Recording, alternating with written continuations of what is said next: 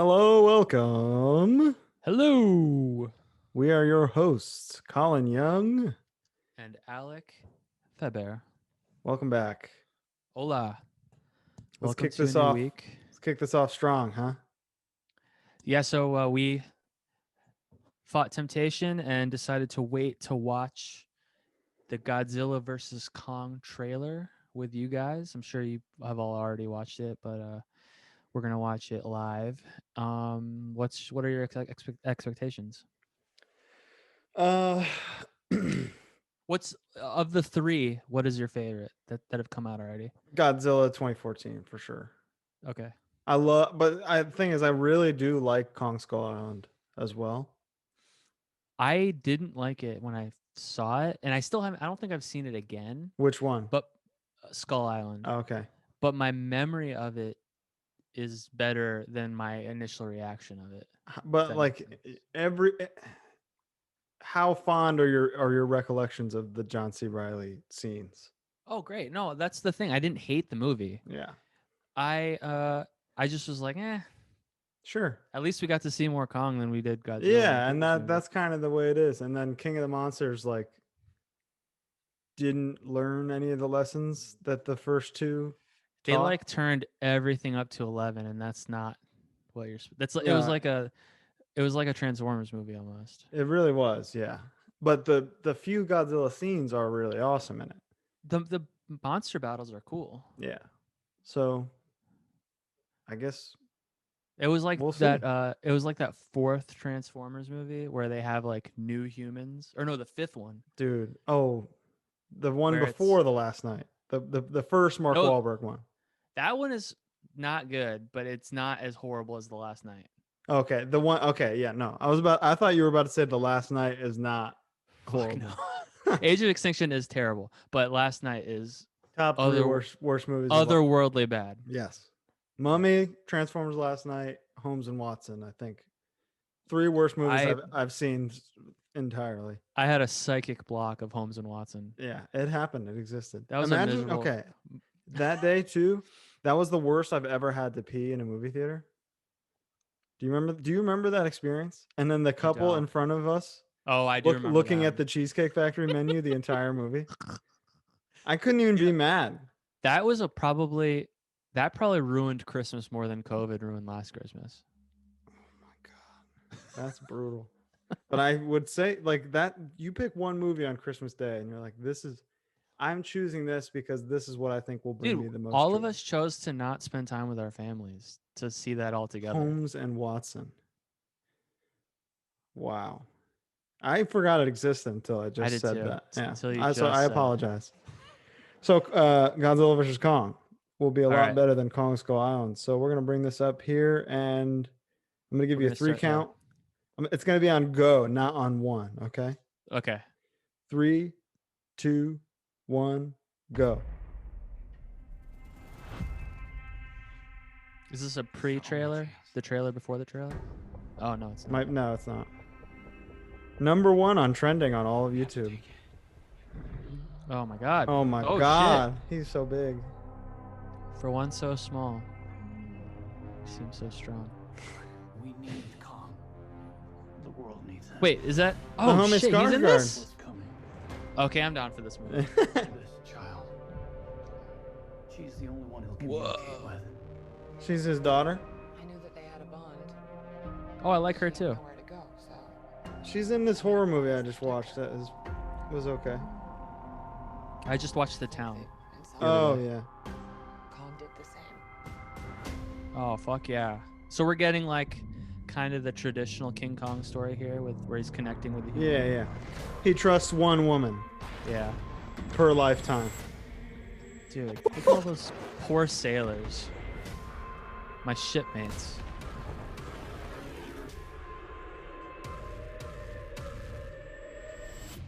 Oh my God, he looks scared as hell. He's up. What's her name? Oh fuck. Oh! Oh! It's Godzilla. Oh my God. Dude, why is he so mad? Dude, what is this song? It rocks. Are they fighting on aircraft carriers? Yeah, they're on. He's fighting on rooftop. Oh, dodge! He pressed circle. These are dangerous times. Ooh, international. We don't know why. Is that George Lopez? There's something provoking him that we're not seeing here. I'm of the same opinion. The guy from Child's Play. Oh, there we go. We're connecting the human casts. Oh my God.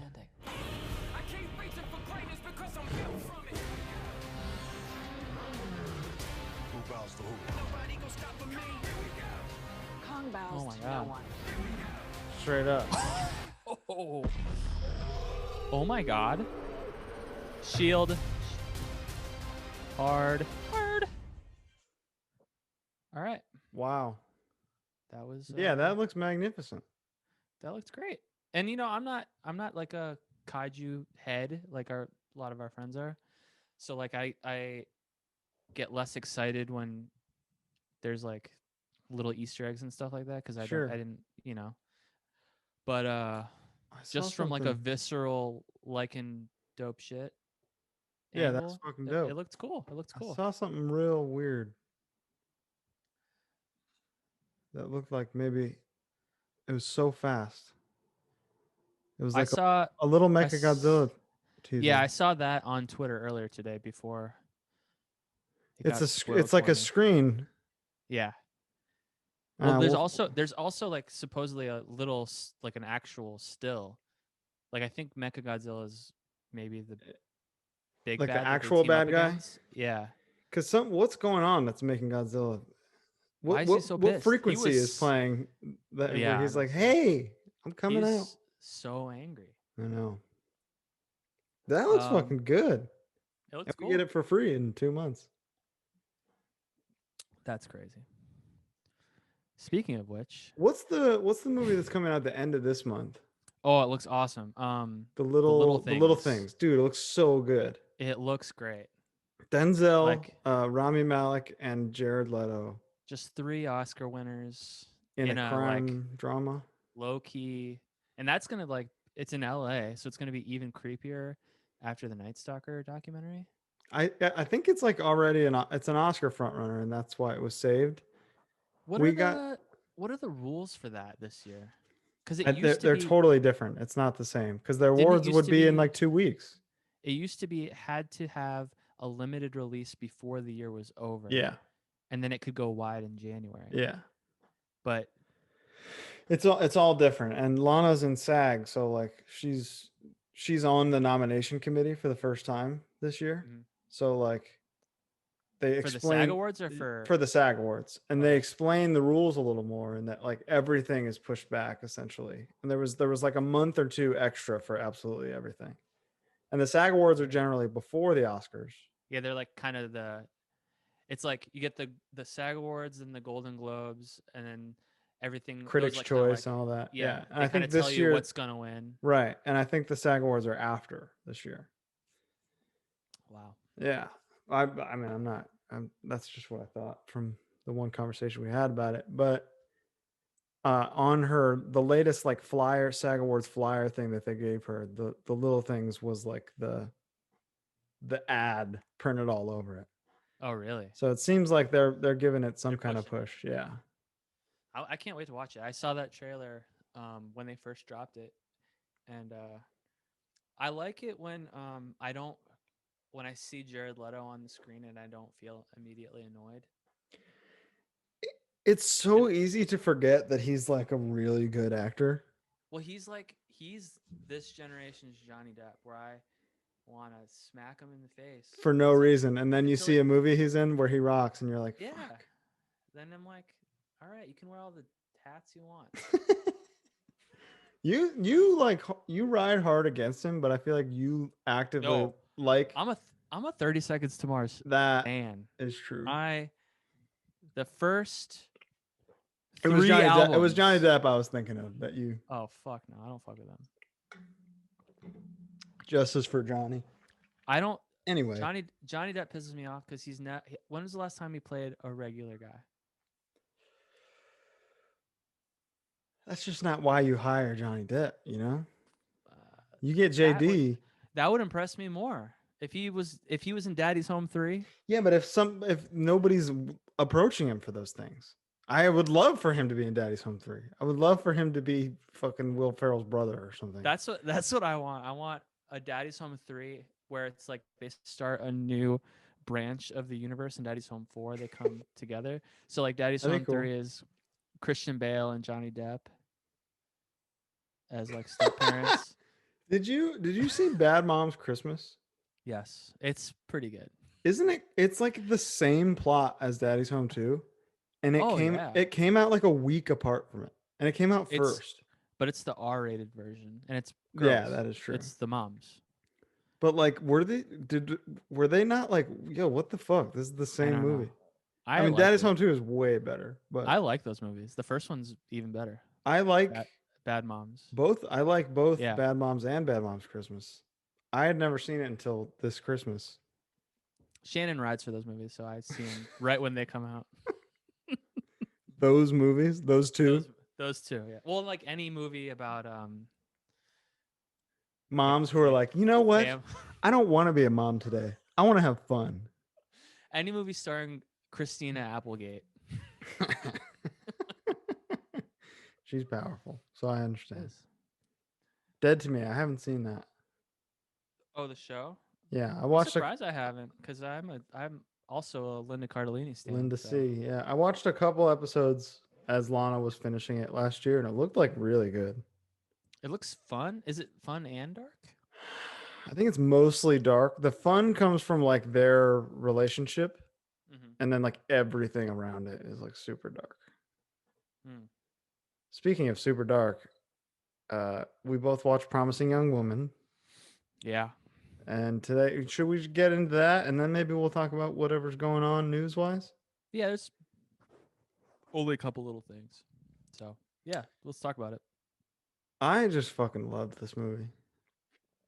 I very rarely get to enjoy a movie that I didn't spoil for myself. Dude. In some way, like even just a trailer. Like I had no idea. Did you watch the trailer after? No. There's so much in there. Oh, really? I didn't see a trailer either. So the whole movie was like this amazing surprise to me. And I had all kinds of anxiety throughout the movie because it is kind of fun. We're going to be spoiling here just but also like about the darkest thing imaginable. Cuz it's so real. Like and that's the most brutal part. We're getting into spoilers just so everybody knows. Yeah, so if you haven't seen this or if you don't care, either keep listening or just click the 15 button until you hear us talk. Until you hear me scream. Yeah. Like in the trailer, the entire Adam Brody scene is in there. Really? But the whole thing. Does it show him turning into the bad guy? That was what was so good about that scene was because you're like, oh, fucking thank God he stepped up to help her. Seth Cohen, you never change. Yeah, and then it's just like the whole point that they're making the whole time that like anybody can be this piece of shit in an instant. Yeah. Including Bo Burnham, her boyfriend. Dude, that broke my heart, honestly. I'm watching his character and I'm like, thank God there's one. Yeah. You know? Yeah. Thank God there's one guy I can. It had to happen though. That was a brilliant twist. And that's another important thing because it's like this guy that you found in your life that you think is awesome watched your friend get raped as a kid and did nothing about it. Not as a kid, as a college student and did nothing about it. And not just a college student. You're in your mid-20s by the time you're a med student. You want to be a doctor and you're witnessing a rape. Yeah. The real thing that really I had to hold on to it until I was finally relieved of it was the dinner scene or the lunch scene with Cassie and Alison Brie. Half the movie, you think she had her raped. Oh my God, I know. And then I was like, for a second, I was thinking, like, how could she do that after what? Dude, and I turned to Shannon and I go, is she the hero? What am I supposed to do? And she says, she's a flawed hero. It's like, cowboys are flawed heroes. They're not good people all the time. Yeah, John And Wayne. I was like, I guess, like, I don't think that it's like Batman's not going to murder some other kid's parents. You know what I mean? That's how it felt. And then at the end, you realize that she's not horrible. And I was like, that literally, it was a thing. Every time she did something awesome, in the back of my head, I'm like, yeah, but she did this horrible thing earlier. And they kind of give that to you with the dean's daughter. That like she didn't actually do it. Right. She is alluding to it, and she could have. I love like that was a brilliant scene. I love that. It's so good. That and the stuff with Alfred Molina, where that just showed you that like she was giving everybody a chance to do something about it, including Bo Burnham had a chance at the end there when the cop interviewed him. Yes, and that's Shannon and I were like, please do the right thing. Please do the right thing. And he fucking blew it, and now he's a suspect. Yeah, the ending, the Alfred Molina scene, I like. Was heavy. He was only in it for like 2 minutes, and I was like, Carey Mulligan, Best Actress, Alfred Molina, Best Supporting Actor. Oh, dude, he was so good in that scene. I was really pleased to see representation of one of the greatest pop songs ever written. The Paris Hilton song. Paris Hilton, "Stars Blind." I had never heard that song in my life. Shannon was singing it while. Dude, one time I lost Uno, and the stake was listen to that for 2 hours. One of the easiest stakes I've ever done. That's crazy. It started as like, all right, I guess. And then by hour 2, it was just like, crazy. No, it's a great song.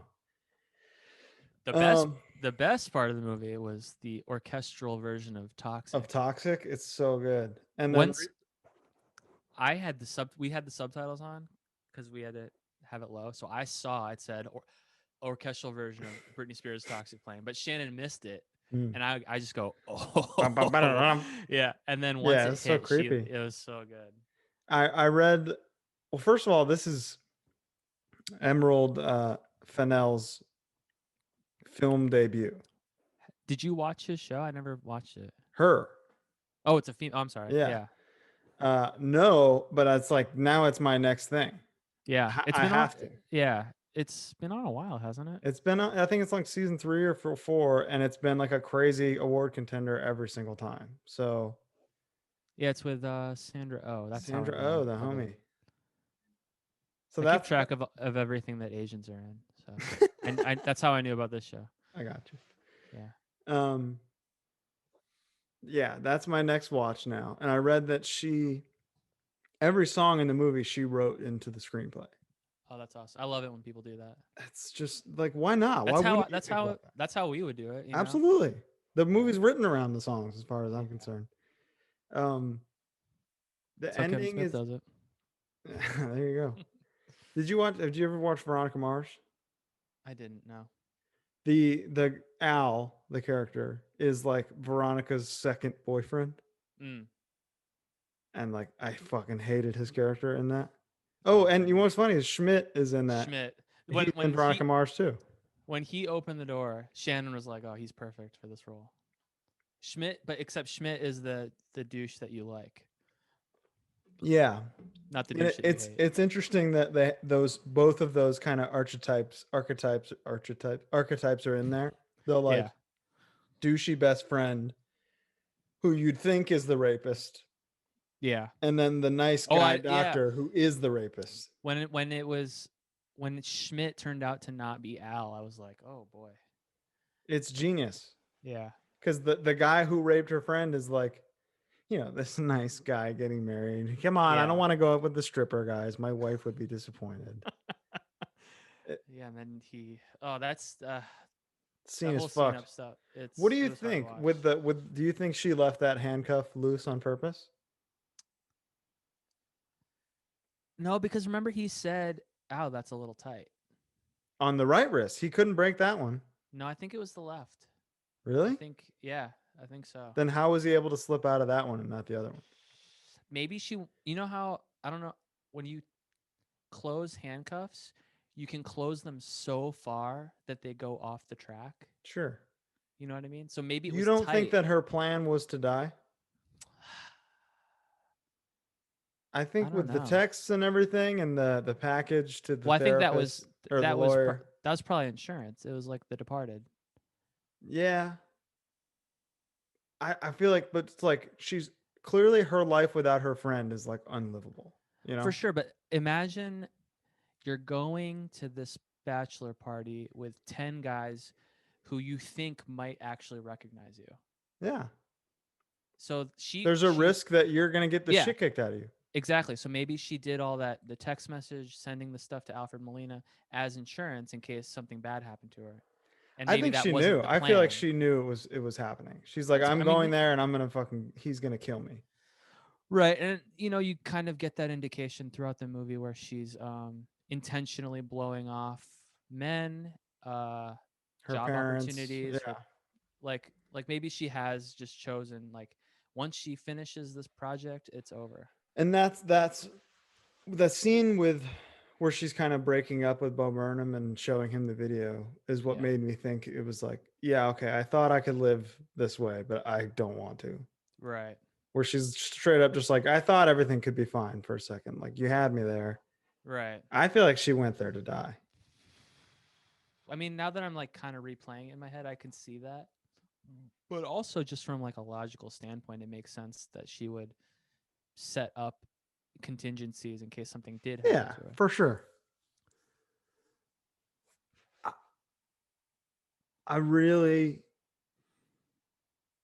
What was nice to me is like so many movies now I watch, even if I like them, no matter how much I like them, there's always that thought where it's like, I don't need to watch this again anytime soon. Yeah. I'm excited to watch that again. Well, this is what's interesting about this movie is it's a movie about horrific subject matter that wasn't hard to watch.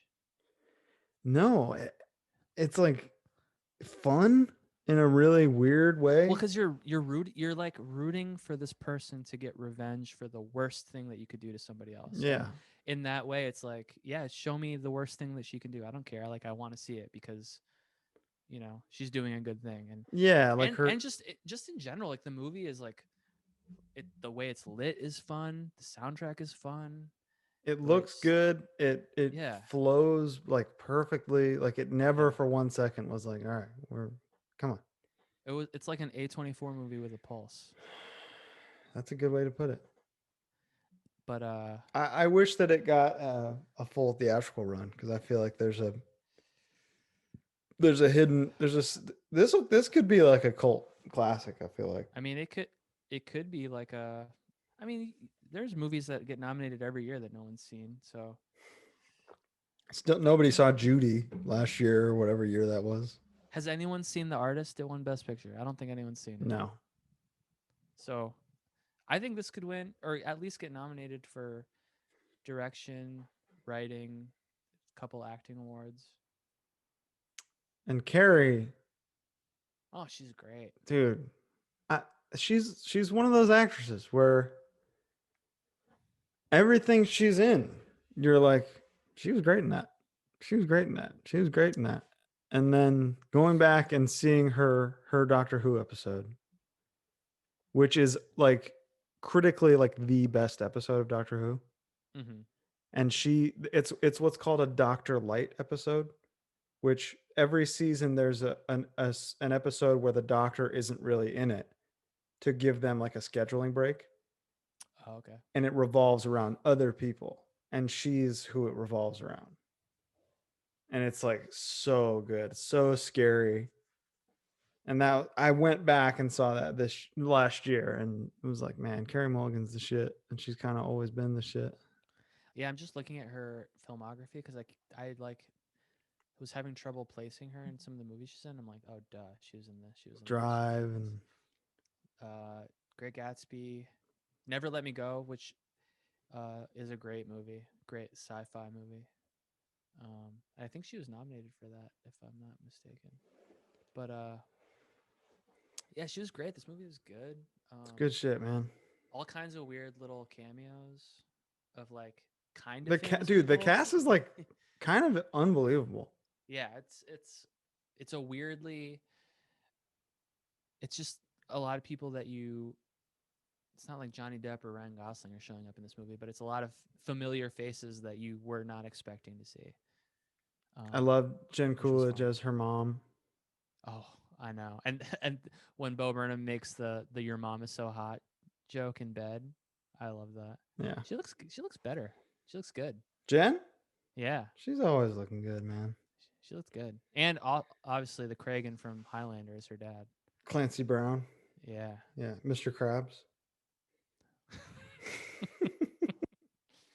Yeah, so Promising Young Woman, simply phenomenal. Recommended, a real deal recommended viewing. We should maybe at the beginning of the episode mark where there's spoilers so that people can skip it if they decide. Sure. Or not. Who cares? Sure. All right, so a couple little notes for news. Batman the Animated Series. The sequel. I don't think it's been confirmed, but it's been highly suggested that it is happening. Obviously. There's a lot to work with still, story-wise. And why wouldn't they do it? Yeah. That'll guarantee you some subs. I hope it's hand-drawn. I hope it's Kevin even Conroy. though I liked Beware the Batman. I thought it was really good, and I was bummed that it got canceled.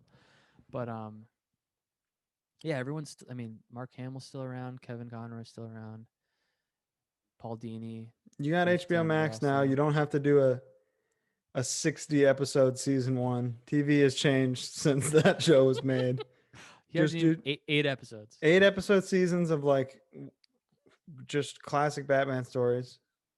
Easy. So that's cool. Yeah. Freaks and Geeks is coming to Hulu. With the original soundtrack. That's what's been holding it up. A lot of people don't know that. It was on Netflix for like the first couple big years that Netflix was getting started, and then it just disappeared.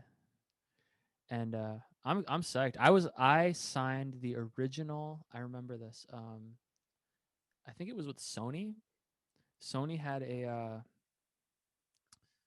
I signed the original. What you call it? What is it called? He doesn't know what it's called. What's it called? A DVD case? No. When you want something to change, petition. Petition. Jesus Christ. I signed the original petition to get Freaks and Geeks put on DVD like in 2004. Or whenever that happened. So I'm super psyched that this is happening so I can watch it again. It's a really shame. This show did a lot for so many people. It made so many careers. Oh yeah. It's a shame that it didn't come out like 10 years later. Because it probably would have gotten a second season. In today's TV world, it 100% would have gotten a second season. Well, today's TV world, if nobody watches a good show, it'll get a second season because it's a good show. Yeah. Like quality what we do in the shadows, I don't think their first season numbers were very good. I'm sure they weren't, but it was critically acclaimed. Universally. Yeah. It's so good, and the second season's even better. Freaks and Geeks won an Emmy for an episode after they got canceled. How fucking crazy is that? That would never happen today. No. Not the way TV is. Like TV is gold now. Yeah, I can't wait. Name a person from that show that isn't famous now. What's his name? The one that I sat next to in line for the iPhone 4. The little one. Yeah, he's Neil. in stuff. Yeah, he's in Inglourious Basterds. He's in Inglourious Basterds. Yeah, I wouldn't call him famous though. He's in Not Another Teen Movie. Sick. He was really nice to me in the line, so he gets a pass.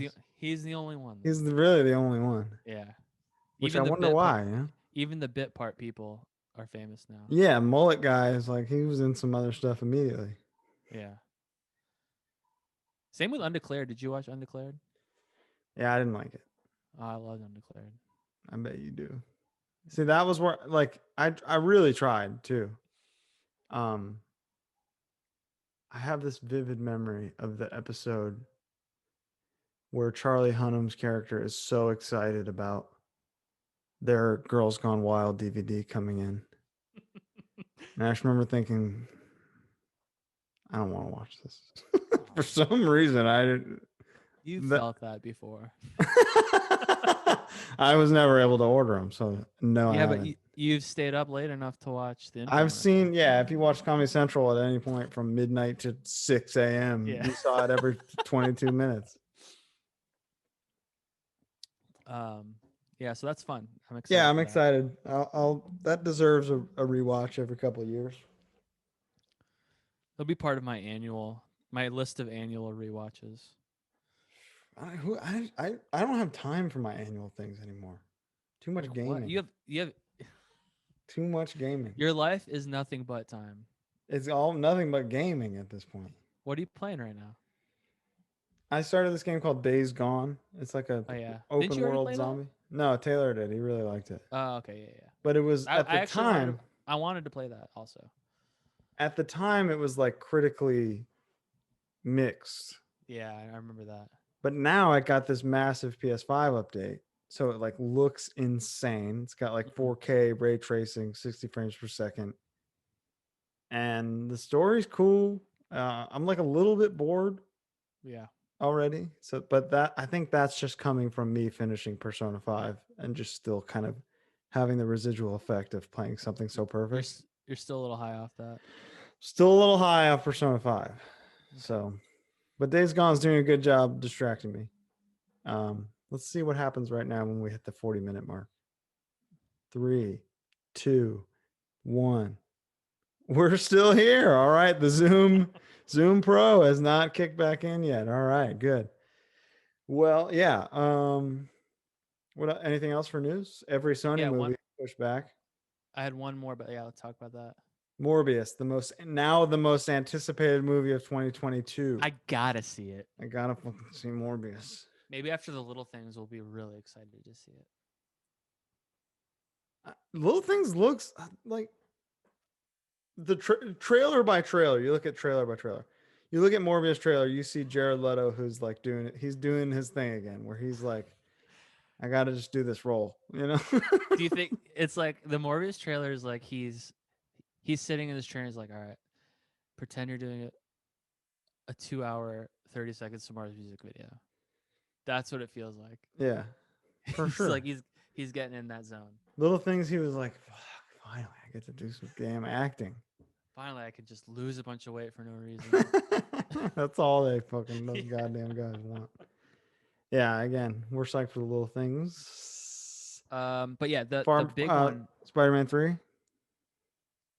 What? Spider-Man delayed.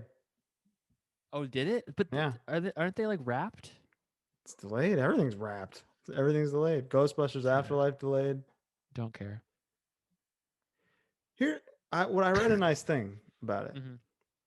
Ivan Reitman watched it, and he cried, and said, "I'm so proud of you." Yeah. You ever see a little kid do a shitty finger painting and they put it up on the fridge anyway? I've made that painting. My whole life was that shitty finger painting. Well, exactly. And yeah, I guess my parents are really proud. So you're right. Yeah.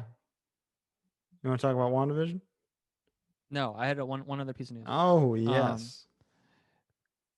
It looks like Christopher Nolan is leaving Warner Brothers. That makes perfect sense at this point. He's straight up. Sad. He's It's nice for the consumer what Warner Brothers is doing. For sure, but it sucks for him, for the and everybody else. It's a bit of a bummer.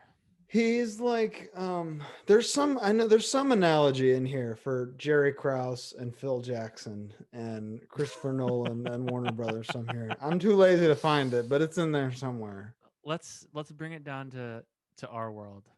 Okay. Christopher Nolan is like Harley. And Warner Brothers is JJ. Somehow. Christopher Nolan. Warner Brothers is JJ. That's what I said. They're the ones that did him wrong. That's what I said. Did I say that? Christopher Nolan is like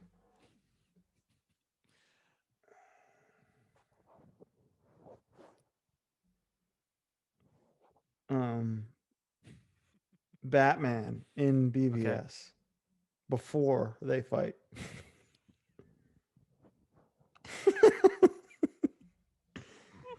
And then Warner Brothers is going to go out of business, and Christopher Nolan's going to say, Martha. Martha, I failed. Why did you say? Yeah, exactly. So, yeah, it's like, yeah, you talk shit about this all day. I'm sure he was hoping to be released. He's like one of the wrestlers that is like, fuck WWE, and the next day it's like, do you think this is like CM Punk's big speech? Big the pipe bomb. The pipe bomb, yeah. He was begging to be released. He was literally just begging to be fired. Yeah. Please, Warner Bros., fire me. There you are. So yeah, that makes sense. I wonder where he's going. Maybe he'll be like, you know how Tarantino was with the Weinsteins for forever, and now he just makes so much money bidding off his movies. He made like, I feel like he made $100 million just selling the movie to Sony. For sure. Once upon a time in Hollywood. Yeah, absolutely. Everybody wanted it, but his movies don't make that much money, which is crazy. And especially lately, I feel like his movies cost so much money. Crazy. What I think it is like he makes movies that people watch constantly. That is over true. And over and over again. So people buy them forever. Yes, absolutely. And that is are they buying the licensing to Blu-rays and streaming and stuff? Blu-ray streaming, TV. His movies are always streaming on something. Always streaming on something. Pulp Fiction's always on fucking TNT or something. Yeah. Everybody wants them rights, you know? Yeah. I just don't know. It's crazy. Like I mean, maybe Once Upon a Time in Hollywood made $100 million. Probably. I think it made I would say two something. But nowadays, for a movie where he had to change Sunset Boulevard, yeah, that's insane. Like, that can't be enough money for that. No. Like he had to change Westwood, which is like a crazy high populated area. And Cilio Drive doesn't exist that way anymore. So he had to either find a place that looked like that or build it. So he probably did both. Yeah, exactly. He built it on a place that looked like it. Let's see if we can see how much money it made. Wow, gross USA 142 million. That's nothing these days. Worldwide gross 374 million. That's like Avengers marketing budget. That's like the first Captain America. Yeah. That's like Iron Man 2 money. No, actually, Iron Man 2 made a shitload of money, right? But like, think of how much they had to close down like half of Hollywood to make that movie. It made worldwide 100 million more than WandaVision cost. Well, that's a different conversation. That's crazy. And WandaVision's, how many streamers is WandaVision bringing in? They're all there already. They all got it for The Mandalorian. Yeah. Zero. Do they think that this is an investment in the future, in future movies? Like, is WandaVision a $200 million investment in Doctor Strange 2? I think it's a $200 million investment in Disney Plus. Because it's like, yeah, you've got it, but we want you to keep it. So we're going to show you what we're going to be putting on there. Yeah, and that kind of makes sense why I'm sure narratively it makes sense, but Falcon and the Winter Soldier is having a week later. And it's 2 weeks now, which is good. But don't cancel, because this is coming up. We got some more shit for you. Yeah. Let's talk about WandaVision now. All right.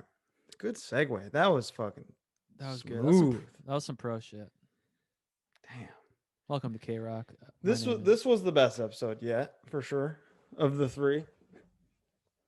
I think that this is probably the one where people who were fully out, which they're out there, would maybe be like, all right, I guess I like this. You hated it.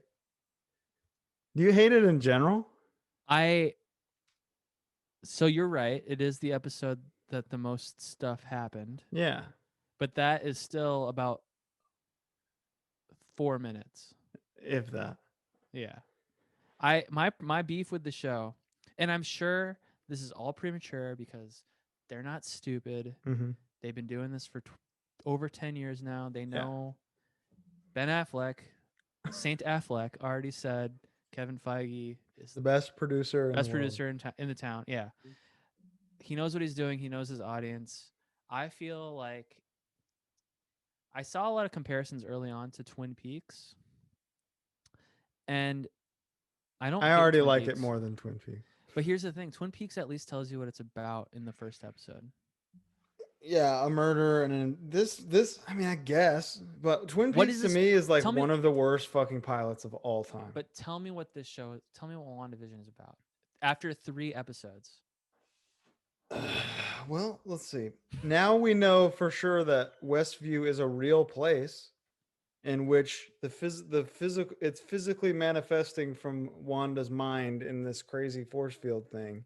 Okay, but sure. Some kind of experiment of some kind. We don't know who's hosting the experiment or who's keeping there, who's helping her, who's hurting her. And we can tell that Sword is not involved because they all ganged up on what's her name at the end? Yeah, Guns Geraldine. drawn. Yeah. I feel like they sent her in there. Why would She's they got the necklace on. Yeah, but why would they? Sword sent her in there. Yeah. But whoever's running it and protecting it didn't send her in there. No, I agree, but they're monitoring it somehow. We know that. Yeah, I don't know. But see, that's my point though. We have all these questions, which is fine to have questions deep into a season, but 3 episodes in, imagine watching these episodes are what, just under half an hour? Yeah. Imagine watching almost an hour and a half of a movie and not knowing what it's about.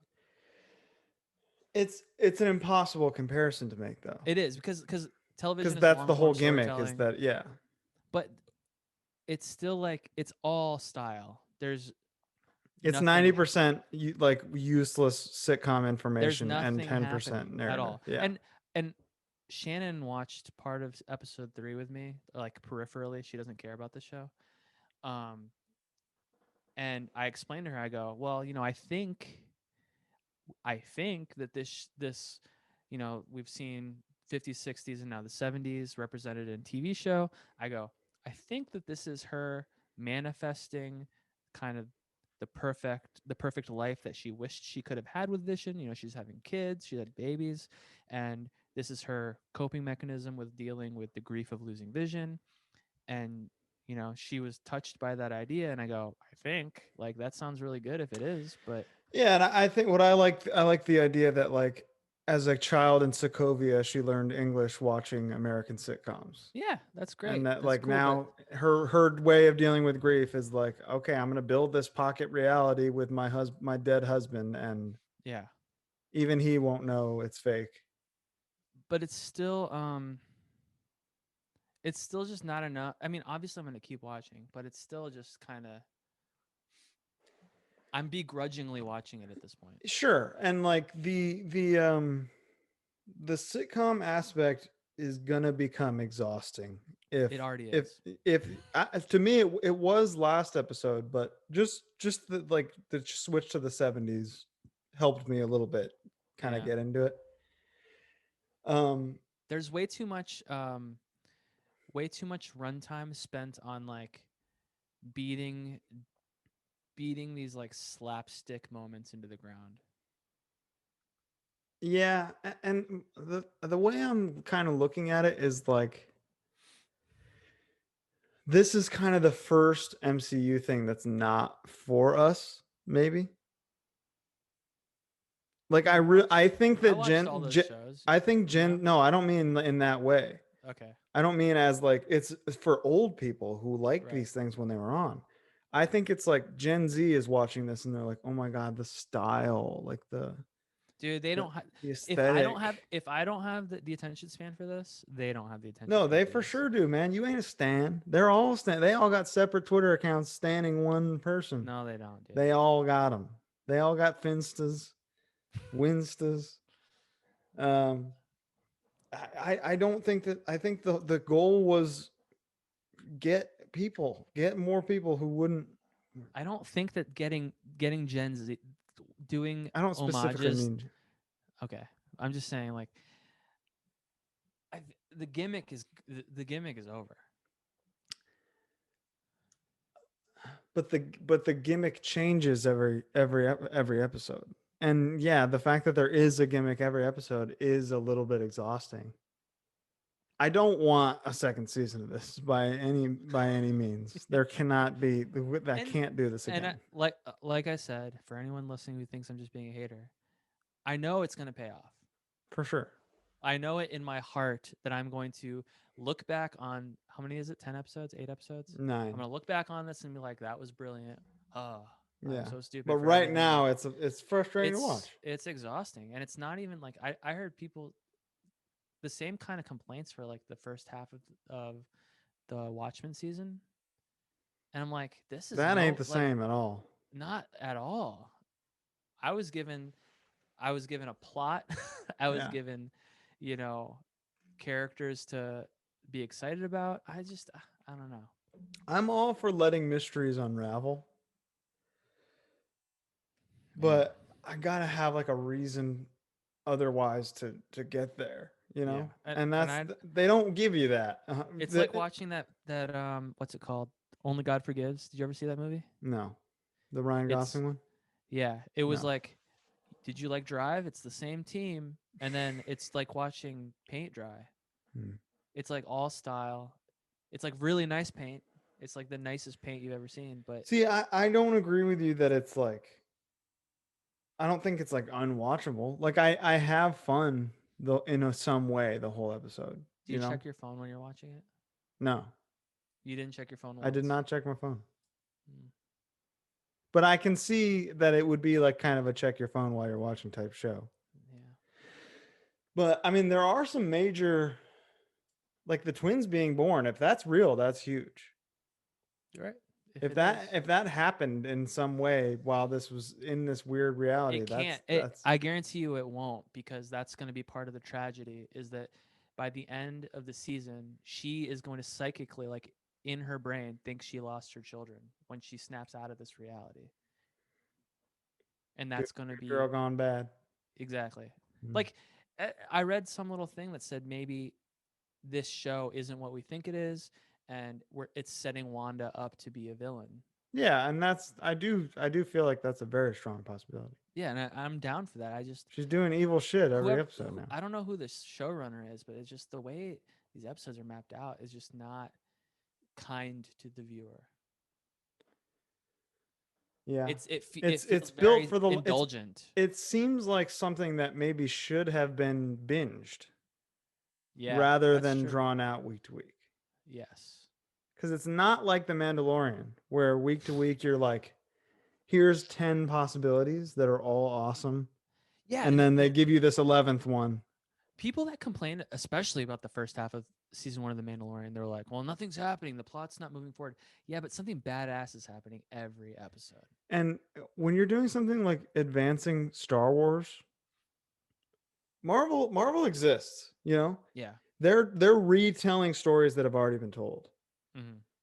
Mandalorian is like, here's this world that exists. We're creating this whole other aspect of it. So every single move, every step this guy takes is a major implication in Star Wars. Right. That is uncharted waters for everyone. Exactly. And this is just like, it feels like a guy who had a great pitch. Like he sat down in the producer's office and was like, this is the show I want to make. And it's like, oh, that sounds artistic and fun and different. And then they let him make it, and it was like this isn't commercially, this isn't like fun. It's just not fun. But the thing is, it is. I don't know that it's fun for us as like obsessive viewers, Well, as their actual audience. I don't know that it was like fully. And I'm sounding like someone. I don't need cars to explode. I just need to know what I'm watching. And I don't know. I mean, a plot is all you're really asking for. But like you said, we're gonna get it and that it's gonna be good. Yeah. But the journey on the way to the ending is slightly oppressive. 3 episodes in, I feel like I've watched 18 episodes of season 1 of Lost. And I don't know anything. You're lost. I'm lost. You're straight up lost. I think that we would not be feeling this way if the third episode was included on that first day. Yeah, that's true. Because critics were like, okay, here's what I've got. What's next? I saw someone say episode 4 is going to blow your ass apart. Well, that's what you said about episode 3, and my ass is fine. Yeah, I've just been farting all day, but I don't think that was related to WandaVision. I'm okay. Like, it's... And they gave away the fucking ending of that in one of the TV spots. I know. Like, what? Yeah, that would have blown my ass apart if I hadn't seen it I didn't see 3 weeks ago. Yeah. Yeah, they need. It looked to me like everything we've seen in the spots is from the first 3 episodes. No. And then I just haven't watched the rest of them. There's big set pieces coming for sure. Oh, then I haven't seen them. Oh no, I saw the Halloween, the Halloween costumes. Yeah, I've seen that. But other than that, that's got to be the next episode because it looks kind of 80s vibe. Yeah, I think that's like E.T. kind of Halloween episode. Sounds fucking dope. Does if they give me something, it's dope. They need like they need the next 1 or 2 episodes needs to be like a quarter real life. What is Kat Dennings doing in this show? Like, why is that character there? Does she work for Sword? Is she monitoring? Yeah, is she a Sword agent? I don't know. Is Eric, what's his nuts? Oh, no, is he dead? Who? Eric? Stellan Skarsgård? Yeah. I don't know. He dead? No. He was in Thor 2. I know. Was he in Endgame? I don't think so. Or Infinity War? They talked about him. He popped up somewhere. Dude, I read something really cool today on the Marvel website about Loki's scepter. Because there was this big question of why would Thanos give Loki an Infinity Stone? Right. Loki didn't know it was an Infinity Stone, for one. Right. 2, Thanos gave it to him to control him. The scepter was one of the things driving his actions. So, like, the scepter was making him a worse person. Right. Like, it was literally, like, through Thanos's will, literally controlling his mind. This is like a brilliant retcon to Avengers 1 because of how big of a piece of shit he is. Right. It was, like, part of the reason that he wanted to fucking conquer Earth and all that. What was the other reason?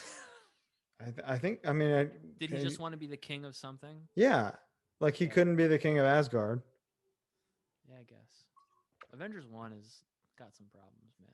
Yeah, it's not good. Age of Ultron is like it's 5 to 10 times better than it. Age of Ultron is aging like fine wine. But the thing is, like, I'm going on record. I always loved it. It was one of those movies that I hate watched, but then I grew to like it, and I always had problems with the first Avenger movie. I think the first time I watched it was the only time where I was like, that was so sick, because it was for sure I was blown away. I've never seen anything like that before, but it was just you couldn't believe they pulled it off. It's 70% bad, and then when you think about that, you can really see why Justice League happened. Fucking A, man. But yeah, and I'm really glad that they're kind of emphasizing. Age of Ultron was already crazy important to how the rest of the phases played out. It's literally it might as well have been the first movie. Yeah. Sokovia was the catalyst for like the rest of everything. Everything that happened pre Iron Man 3, I guess, it is considered like prologue. It's like The Hobbit. It's like the Tales of Cimarron or whatever. Yeah. It's like, okay, you need to know this stuff to get here, but this is where it really starts. It really is that. And like references to Ultron and Pietro in the third episode. Yeah, I think that's what makes the idea that this is a therapy universe. She hears Ultron and loses her shit and kicks Geraldine out. Yeah. Yeah. That's like a trigger for her. It's like a witchcraft therapy world. Witches healing witches. It's like Tony Stark's barf. The his artificial billion-dollar whatever thing. Therapy dog. Yeah. Yeah. So I mean, we're gonna talk about this again next week, and hopefully something happens. I like it. I don't hate it, but I'm not gonna argue against. I would never. I don't hate it at all, but you want more. Faster. I don't hate it for the simple fact that they have built trust over a decade plus of storytelling where I know I'm going to be satisfied at the end, but I hate what they're putting me through to get there. Okay. And especially lately, you have to trust them. Dude, I'm at home every day. I'm not trying to watch something to be bored. I want to see some story. Sure. And I'm sure that's coming with 6 episodes left. Maybe they got to get they're establishing it and they're getting that out of the way. And now we're getting They did that already. That's what I mean. I feel like the last 2 or 3 are going to be the real ass busters. I know. All right.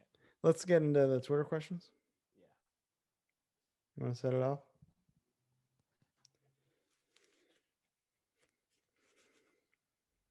All right. Twitter questions from Indigo_Virgo for Colin. I guess I'm not allowed to answer this. Yeah, you don't like soda, I guess. Kill, fuck, marry, orange vanilla Coke, Dr. Pepper cream soda, and Baja Blast. That's really tough. While you think about it, I'm gonna say something. I think I said this last week that I drank a you orange did vanilla. How did it feel?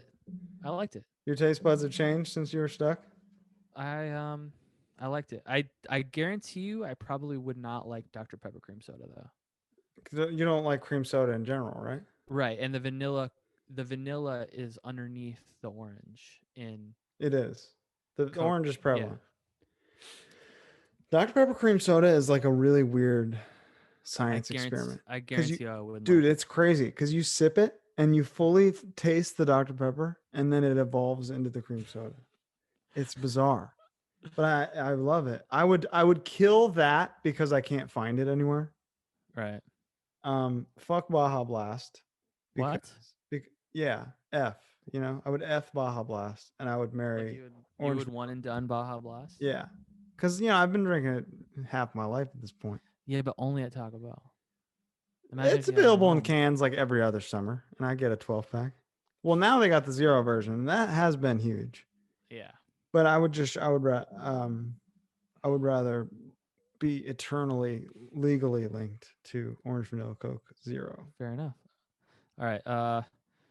At Nick Marsliff, do y'all collect anything? Blu-rays, figures, records? If so, what are your most prized possessions? You want to start? Just like every other hardcore kid, I at one point had a very dope collection of hardcore t-shirts. I kept the goats, I guess, the things that I really don't want to get rid of. I would say my favorite is my AF. Down, but or what? What do you? Don't you have a? Did you sell your Warzone Super Bowl shirt? Oh yeah, I sold that a while ago. I had bills to pay. Yeah, that was your down payment. That was when Real Deal was popping. When we had no jobs, but in order to not have a job, I had to sell one t-shirt to get by. I definitely have a single drawer left still. That is like that would put like a merch swap implosion, Yeah, and occasionally I'll drop some dope shit on Depop and buy something bad with it. That's a good feeling. I have a couple Turning Point shirts that are awesome. Records. I have a Cherish the Light Years test press. That's about it. I don't know. As a person who loves stuff, I can't seem to think of all the stuff that I have right now. I definitely had more stuff when I lived alone. I will say. Oh, dude. Yeah. I was when I was making real American dollars a few years back, Man, I had some stuff. I would say I would call basically have a closet full of double RL stuff at this point. Mm-hmm. I guess I could say that's a collection. Blu-rays. I gave almost all of my Blu-rays to the movers that helped me move recently. They were down to take them. They were psyched. And then so you said figures here. I have an interesting anecdote to that. Is it that summer that you were buying? No, I've still got Marvel all those figures for some reason. Those are awesome. Yeah. So growing up, I had 2 action figure bins. Right. Mm-hmm. It was like keep for the rest of my life to eventually give to my child, and my less important stuff bin. Right. One day, our eldest brother asks, "Hey, my favorite young, do you have any action figures I can give to my friend's son who was just born?" Mm-hmm. Who, first of all, would not have been able to appreciate them. He's too young. The baby. I said, like, yeah, just don't take any from the bin on the left. Mm-hmm. All he hears is the bin on the left. He gave the kid the entire bin. Oh my God.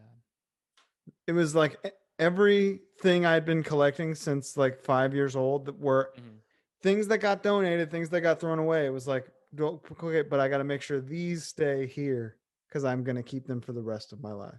That's amazing. Those went to this young little stupid fucking baby who now has not even a family member. No, I don't know. Friend's baby. Some friend. Like, oh yeah, I'll give him all of my brother's cool action figures. Yeah, that's funny. Yeah, I still beef him for that. I have one thing that I'll never get rid of. In a lot of the old T-shirt selling pictures from the early 2000s of those Boston dudes selling shirts at Fenway, they're all wearing this Red Brigade hoodie, and only 14 of them were made for just them, and I have one.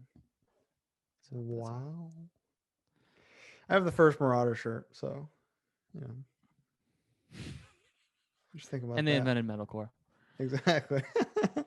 That was the best thing I've ever seen. That's so good. I hit it with a like on Facebook immediately. Get Busy Living says top 5 movies that take place in one day. There's some good movies that take place in a day. Anything with "day" in the title is like sick. Does a Groundhog Day type movie count? Yeah, that's one day. That's one day. All Training right, so Day. I was thinking, obviously Crank. like Clerks and Mallrats. Crank 2.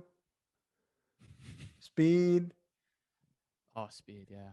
Actually, Die Hard. Speed's not technically one day. I know. Die Hard is one day. Die Hard is one day. Die Hard 3 is one day. Arguably as good as Die Hard 1. As a youngster, I thought 3 was better. The Christmas aspect is really just. But I've since grown up. Yeah. For technical reasons, I'm gonna give a shout to 1917 as well, because they really lay the one day aspect on you. Well, it's a 90-minute movie, you know. Shut up. Okay. Unlocked Body. Shout out to our friend Lucy. Asks top 3 The Rock movies. Go for it. Does Moana count? Yeah. Is that like a The Rock movie? It's a movie The Rock is in. And I was going to make this comment, is that my favorite Rock movies are the ones where he's a supporting character. I think that's where like other guys. Like, well, yeah, like my favorite performances are where, like, even Be Cool. That movie is terrible. It's terrible, but he's really good in it. He's good in it. Dude, the scene where he describes eating the chicken bone, the chicken, and Vince Vaughn is like, better lay off that breast, lay off the chicken breast. Vince Vaughn's great in that too. Those two are the only 2 good things about that movie. The movie's awful. So I put Pain and Gain, because that is a great movie. That's like if I'm on the TNT app and I see that, I'll be like, I'll put it on. Fast 5. Fast 5 is top 3 for me. And yeah, it's hard because probably Jumanji. Jumanji is maybe number one for me. Both of them. Yeah. I still haven't seen the second one yet. Dude, you need to watch that tonight. It's I think it's a better movie. Is it? It's crazy. Like they just give you anything you've ever wanted. How can it get better? Because Danny DeVito is The Rock. Oh. And fucking Danny Glover is Kevin Hart. Oh. It's good. I was going through The Rock's filmography. Basically, any action movie that he is the lead in, I think, is pretty bad. He hit a turning point in at Fast 5, right? Was it Fast 5 where everything kind of changed? Yeah. Well, no, everyone started liking it after Fast and Furious, the fourth one. Oh. And then Fast 5 came out, and that's when it turned into like the Avengers. Right. And then he kind of started making like only good movies, kind of minus like San Andreas. But I didn't see Rampage. I didn't see Rampage, but I watched Skyscraper on a plane, and it was not good. Yeah. Central Intelligence is top 3 for me. Is definitely good. Hobbs and Shaw was crazy. I didn't see it. Baywatch, dude. Remember we saw Baywatch is top 5 worst of all time. Oh my god. Movie theater experiences of all time. Terrible movie. It makes no sense why that is that bad. I honestly think that Walking Tall and The Rundown those are good. Criminally forgotten about. Yeah, they're really good. I think if they were made today, they'd be big deals. I love The Rundown. You got Sean William Scott in his prime. They're both so good, and they're both like the same movie. They're the same. That's true. You have like a one of them. He has a 2x4. Is a sidekick. Yeah. What happened to Johnny Knoxville? He needs to come back. I agree. All right. We love The Rock. Love him. Big Tonus wants to know: are there any video game adaptations coming up you're particularly excited about? Mortal Kombat looks like it might be dope. Metal Gear, Resident Evil, The Last of Us, Uncharted are all coming up too. Any not in the works you want to happen? I'm psyched for all of those, brother. You named them all. There's that are confirmed for sure. Mortal Kombat. It looks wrapped. Too good. Resident Evil is wrapped.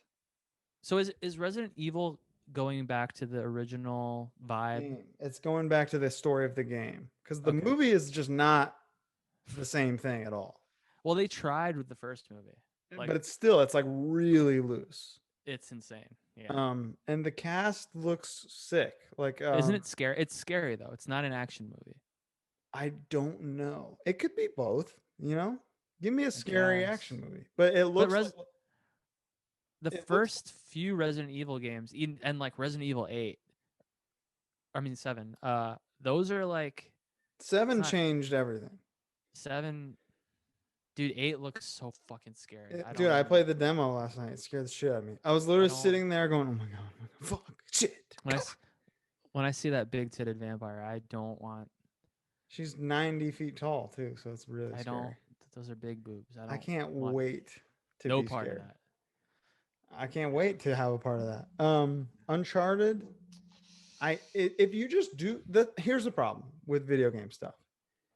Video game franchises do so well because they carve out these amazing stories and they become iconic and people grow attached to them. And then they do the movie version that does something else. It's just not the same.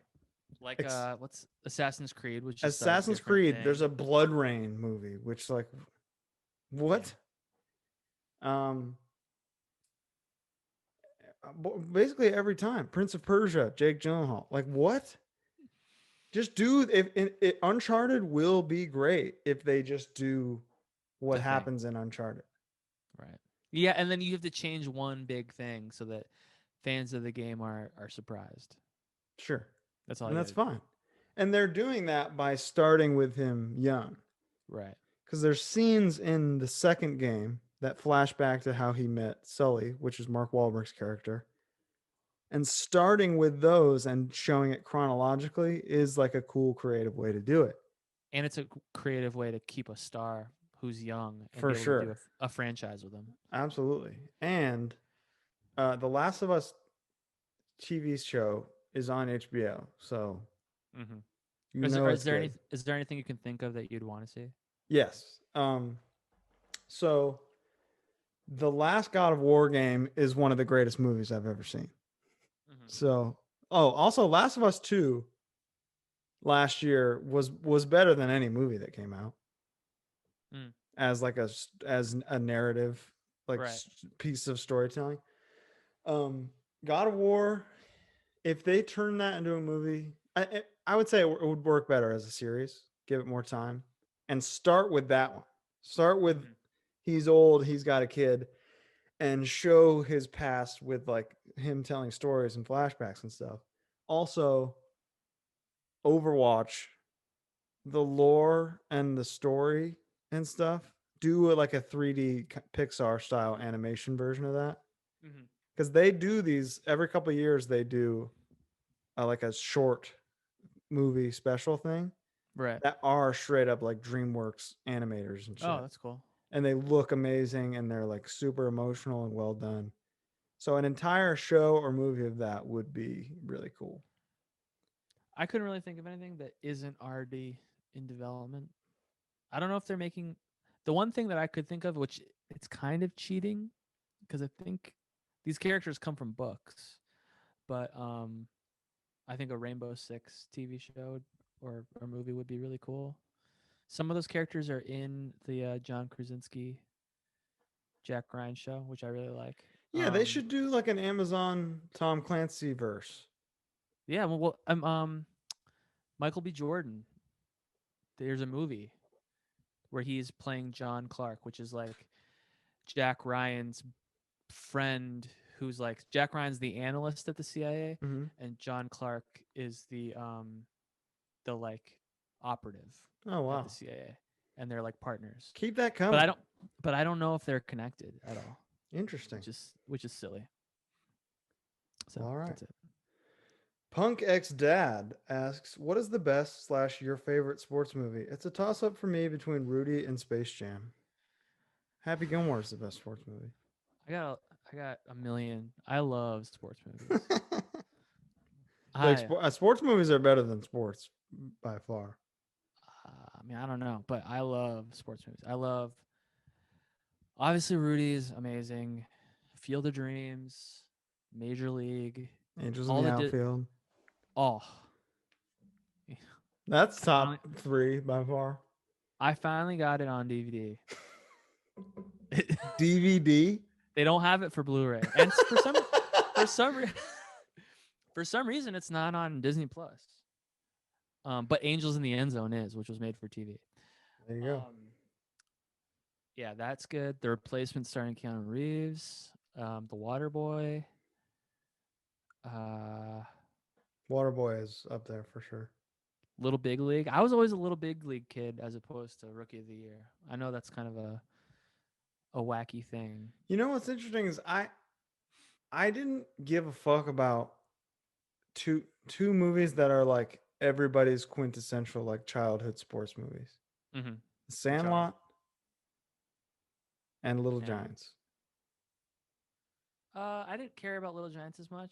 I loved The Sandlot for sure. It missed me. I was watching the Goonies every day, and while everybody my age was getting into The Sandlot, and I went back. I like it now, but it was just like people were obsessed. That was like their comfort movie, and it's like Rick Moranis' last movie. I don't know if that's true, but I can't think of anything he was in after. He was in Brother Bear as a voice. Honey, we shrunk ourselves. Honey, we blew him up. Blew. Yeah. I love sports movies, so yeah, that's good. Friday Night Lights, all of them. Vulture World asks your opinion on the ending of Lost. I think I talked about this like last episode. I don't know. 2 episodes ago. It's mostly bullshit though.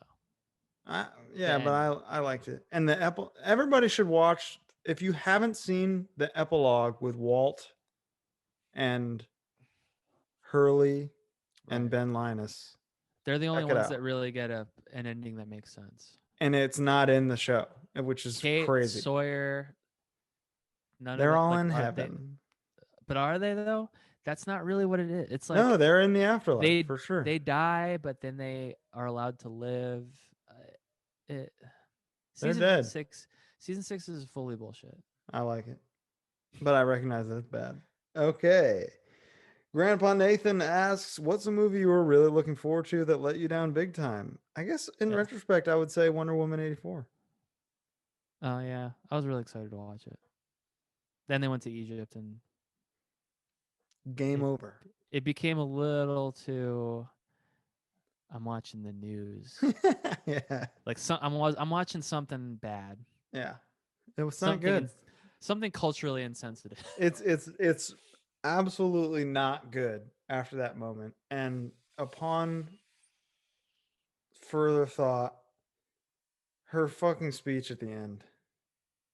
Oh man, is abysmal.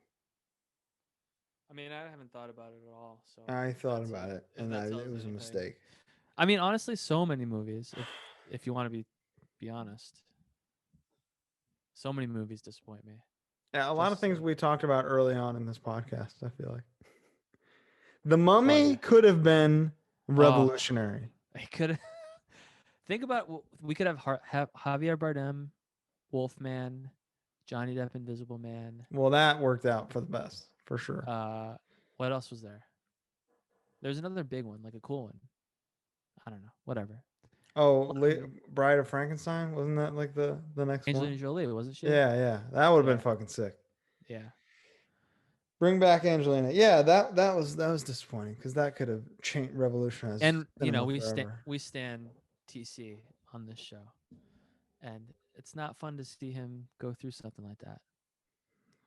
Poor guy jumped out of a fucking plane for that movie. For nothing. For nothing. All right, Dylan X World. This one. I need you to shut the fuck up already. Just stop talking. All right. I'll go first. I like. Obviously, I like. Wait, you didn't say the question. Oh yeah, go ahead. You guys fuck with any UK shows? If so, what? I like the movie This Is England, and I like all the Channel 4 miniseries sequels to This Is England. I like the IT Crowd. I watched one episode of Luther, and I thought it was really good. God, incredible show. And I just didn't keep watching. Not the fault of the show. Just a thing I do sometimes. That's all I can think of right now. I had a girlfriend who really liked Doctor Who, and it made me never want to watch it. Well, that's a personal problem. It is. It is. You don't understand, dude. I don't know. If you went into it straight up, it's like the dorky, full on like loser sci-fi shit you've been looking for your entire life. I haven't been looking for that though. No. You don't. But that's the thing is you didn't know you were. You didn't know. No, you don't get it. You didn't know. So Doctor Who is the specifically the 10th Doctor seasons are like some of my favorite TV of all time. I love Christopher Eccleston too. I wish that he had more time, but he beefed the show and the showrunners and BBC, so it didn't work out. Broadchurch, one of the few perfect shows with not a single bad episode or season. Sherlock is the shit. Happy Valley is the shit. Did you watch Fleabag? I watched the first season.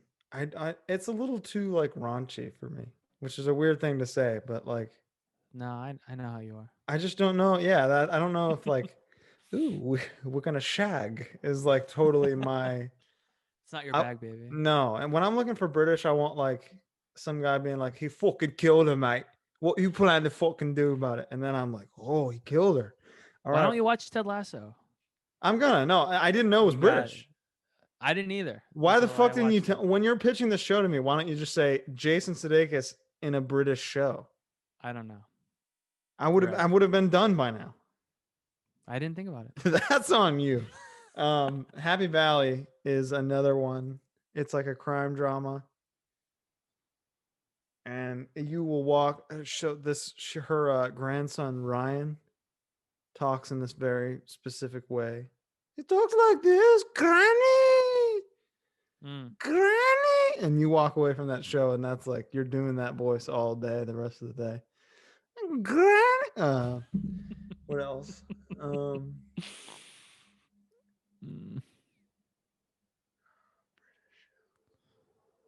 Anything I see that's British, I'm.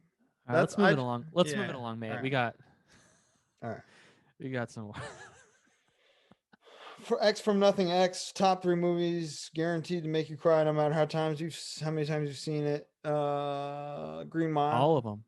That's true. I do be crying a lot. I cry at like happy stuff though, like all the time. Like so, it's not like, oh yeah, Mystic River makes me cry. It's a sad movie, but also, Remember the Titans makes you cry. Sure. All of them. Every movie makes me cry. I'm kind of right there with you, and I just get so much damn shit from my wife. She doesn't cry in movies? No. Shannon cries in every movie. That she does. I got a limit. She does. She's got no limit. Yeah, I've seen that. Green Mile, Coco. Oh, Coco. Listening to the last 3 tracks on the Mandalorian score from the last season makes me cry every time. Mm-hmm.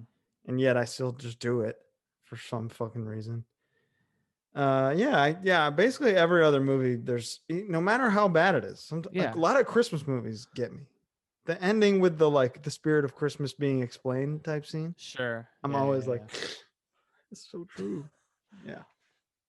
I sad stuff makes me cry, but happy stuff, father son stuff makes me cry. Dude, how many times have I brought this up? Fucking Dear John. Oh God.